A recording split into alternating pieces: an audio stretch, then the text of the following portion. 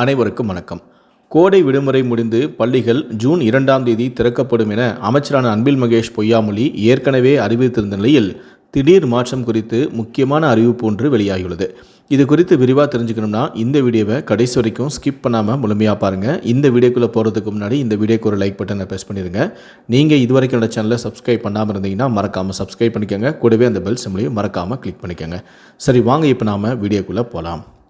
தமிழ்நாட்டில் பள்ளிகள் திறப்பு தள்ளி போகிறதா என்று அண்மையில் செய்தியாளர்கள் எழுப்பிய கேள்விக்கு இப்போதைக்கு பள்ளிகள் திறப்பு ஜூன் 2ஆம் தேதி என்று சொல்லியிருக்கிறோம்.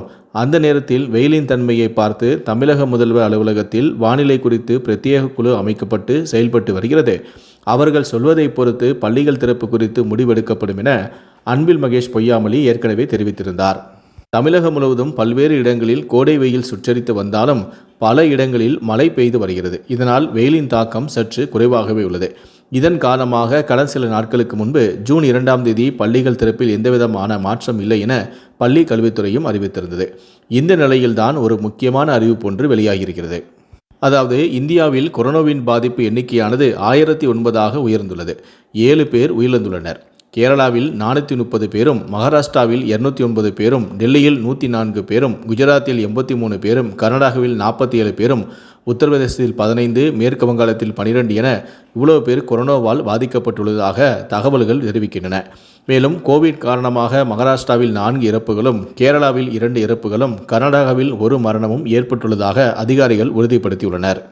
இதற்கிடையில் இந்தியாவில் இப்போது புதிய வகை கொரோனா வைரஸ் பரவல் உறுதி செய்யப்பட்டுள்ளது.